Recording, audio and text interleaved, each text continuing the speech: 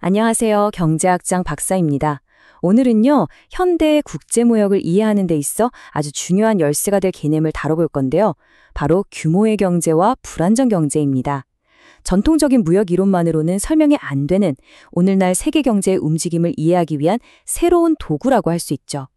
국제경제학의 좋은 길잡이, 김신행 교수님의 교재를 바탕으로 그 비밀을 쉽고 재미있게 파헤쳐 보겠습니다. 여러분, 한번 생각해 보세요. 독일 하면 뭐가 떠오르세요? BMW, 벤츠. 미국은요? 포드, 테슬라.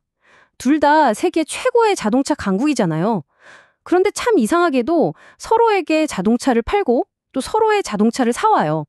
우리가 예전에 배운 비교 우위론 같은 걸로는 이게 명쾌하게 설명이 잘 안 되거든요.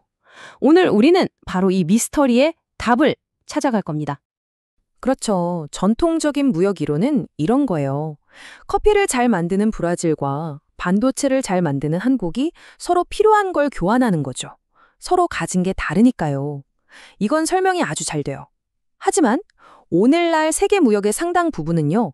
미국과 유럽, 한국과 일본처럼 경제 수준이 비슷한 선진국들 사이에서 일어나요.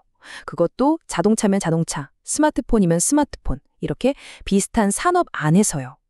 바로 이런 새로운 무역의 판도를 이해하기 위해서 새로운 이론이 필요해진 겁니다. 자, 그럼 그 수수께끼를 푸는 첫 번째 열쇠, 바로 규모의 경제의 문을 열어보겠습니다.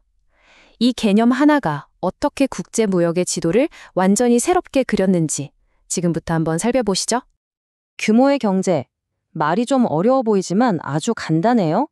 많이 만들수록 싸진다. 이겁니다. 자동차나 반도체 공장을 한번 떠올려 보세요. 처음에 공장 짓고 설비 갖추는데 돈이 어마어마하게 들겠죠. 일단 짓고 나면요. 차를 한 대 만들든 100만 대를 만들든 그 처음에 들어간 고정 비용은 똑같아요. 그러니까 이왕 지은 공장 쌩쌩 돌려서 더 많이 생산할수록 제품 하나에 들어가는 평균 비용은 쭉쭉 떨어지게 되는 거죠. 자, 수식 나왔다고 너무 겁먹지 마세요. 이거 아주 상식적인 이야기입니다. 여기서 A씨는 평균 비용, 그러니까 제품 한 개당 드는 비용이에요. F는 공장 설립비처럼 딱 고정되어 있는 비용, Q는 생산량, 그리고 C는 물건 하나 더 만들 때 추가로 드는 재료비 같은 한계 비용이죠. 핵심은 바로 F 나누기 Q 이 부분입니다. 만약 공장 짓는데 100억이 들었다면요. F는 100억, 차를 짝 한 대만 만들면 Q는 1, 그 한 대에 100억이 다 들어가는 셈이지만 100만 대를 만들면 Q는 100만, 한 대당 고정 비용은 10,000원으로 뚝 떨어져요. 이렇게 생산량 Q가 커지면 커질수록 이 분수값은 거의 0에 가까워지고 결국 평균 비용 A씨는 크게 낮아지는 겁니다. 이게 바로 규모의 경제의 힘이죠. 자, 이제 우리가 살펴볼 새로운 무역 이론은요. 두 개의 아주 중요한 기둥이 세워져 있습니다. 첫 번째 기둥은 방금 배운 규모의 경제고요. 두 번째 기둥은 바로 제품 차별화입니다. 이게 뭐냐면 소비자들이 그냥 싼 물건만 찾는 게 아니라 조금씩 다른 디자인, 다른 기능, 다른 브랜드의 제품을 원한다는 거예요.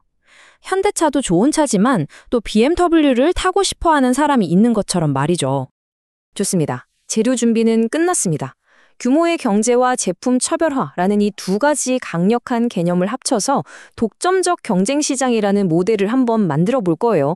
이 모델을 통해서 무역이 우리 모두에게 어떤 엄청난 이득을 가져다 주는지 그 원리를 아주 명확하게 확인할 수 있을 겁니다. 자, 이 식은 독점적 경쟁 시장에 있는 어떤 한 기업이 과연 얼마나 팔 수 있을까를 보여주는 수요 함수입니다.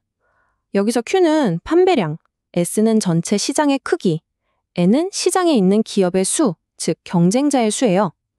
P는 우리 회사 제품 가격이고 P 반은 시장의 평균 가격이죠. 자, 이 식을 가만히 뜯어보면요. 시장의 경쟁 기업 N이 많아지거나 우리 회사 제품 가격이 평균보다 비싸지면 판매량 Q가 줄어든다는 걸 알 수 있습니다. 어때요? 아주 직관적이죠? 자, 이 그래프 한번 보시죠. 이게 무역이 없을 때의 우리 시장 모습인데요. 복잡해 보이지만 딱 두 개의 선만 이해하면 됩니다. 먼저 아래로 향하는 PP 곡선. 이건 시장의 기업이 많아질수록, 즉 경쟁이 치열해질수록 서로 가격을 낮출 수밖에 없다는 걸 보여줘요. 당연하죠. 반면에 위로 향하는 CC 곡선은 기업이 많아질수록 각자 나눠 갖는 손님이 줄어드니까 생산량이 줄고 그럼 규모의 경제 효과가 약해져서 평균 비용이 올라간다는 걸 의미합니다. 그럼 시장은 어디서 균형을 이룰까요? 바로 두 곡선이 만나는 점 A입니다. 이 지점에서 가격과 평균 비용이 정확히 같아져서 기업들이 더 이상 이윤도 손해도 안 보는 안정적인 상태가 되는 거죠. 자, 그런데 말입니다. 이렇게 닫혀있던 경제에 국제무역이라는 문을 활짝 열면 과연 어떤 마법 같은 일이 벌어질까요? 이 시장은 어떻게 변하게 될지 한번 상상해 보시죠. 바로 이 그래프가 그 결과를 보여주고 있습니다. 무역을 시작하면 우리나라 시장과 외국 시장이 합쳐지면서 전체 시장 크기 S가 그냥 커지는 게 아니라 어마어마하게 커집니다. 그럼 어떻게 될까요? 기업들이 이제 국내 소비자뿐만 아니라 해외 소비자에게도 물건을 팔 수 있게 되잖아요. 생산량이 확 늘면서 규모의 경제 효과를 최대로 누릴 수 있게 되는 겁니다. 그 결과 이전과 똑같은 수의 기업이 있더라도 평균 생산 비용이 더 낮아지게 돼요. 이것이 바로 CC 곡선이 아래쪽 CC 프라임으로 쭉 이동하는 이유입니다. 생산 효율성이 그야말로 폭발하는 거죠. 그래서 새로운 균형은 이제 점 A가 아니라 저기 아래에 있는 점 B에서 이루어집니다. 이 점 B를 보세요. 이전 균형점 A랑 비교하면 어떻습니까? 가격 수준 P2는 더 낮아졌고요. 시장에 존재하는 기업의 수 N2, 즉 우리가 선택할 수 있는 상품의 종류는 더 늘어났습니다. 와, 이거 정말 놀라운 결과 아닌가요? 자, 그럼 이 모든 변화가 우리 소비자들에게 구체적으로 어떤 이득을 가져다 주는지 한번 깔끔하게 정리해 보겠습니다. 이것이 바로 전통적인 무역 이론이 미처 다 설명하지 못했던 새로운 무역의 이득입니다. 이 표가 모든 걸 명확하게 보여주네요. 무역을 통해 우리는 두 가지 큰 선물을 받게 됩니다. 첫째, 더 낮은 가격. 경쟁이 치열해지고 규모의 경제가 실현되면서 상품 가격이 P1에서 P2로 하락합니다.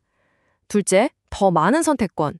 시장이 통합되면서 국내 기업뿐 아니라 외국의 다양한 기업들도 경쟁에 참여해 상품의 종류가 N1에서 N2로 확 늘어납니다. 싸고 다양하게. 이게 핵심이죠. 우리가 맨 처음에 던졌던 질문, 이제 답이 나왔습니다.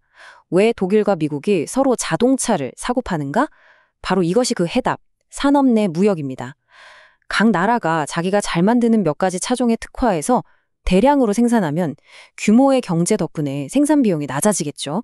그리고 이걸 서로 교환함으로써 양국의 소비자들은 더 싼 값에 훨씬 더 다양한 자동차를 즐길 수 있게 되는 겁니다. 모두가 이기는 게임인 거죠. 오늘 우리가 함께 살펴본 이 이론은 단순히 교과서 속에 갇혀있는 이야기가 아닙니다. 바로 지금 이 순간 세계 경제가 어떻게 움직이는지 그 핵심 원리를 꿰뚫어 볼 수 있는 아주 강력한 렌즈가 되어줄 겁니다. 솔직히 국제경제학, 처음에는 수식도 나오고 그래프도 나오고 해서 어렵게 느껴질 수 있어요. 저도 충분히 이해합니다. 하지만 오늘 보셨듯이 포기하지 않고 그 원리를 이해하고 나면요, 전 세계 국가와 기업들이 왜 저렇게 움직이는지, 그 거대한 흐름 속에서 우리는 어떤 기회를 잡을 수 있는지 꿰뚫어보는 새로운 힘과 시야를 갖게 될 겁니다. 마지막으로 질문 하나 드릴게요. 여러분 주변을 한번 쓱 둘러보세요. 우리가 매일 쓰는 스마트폰, 입는 옷, 즐겨 먹는 과자들, 이 상품들 중에서 오늘 배운 규모의 경제와 제품 차별화, 그리고 산업 내 무역의 원리를 가장 잘 보여주는 예시는 무엇일까요? 한번 생각해 보시면 경제학이 우리 생활과 얼마나 가까이 있는지 훨씬 더 재미있게 느끼실 수 있을 겁니다.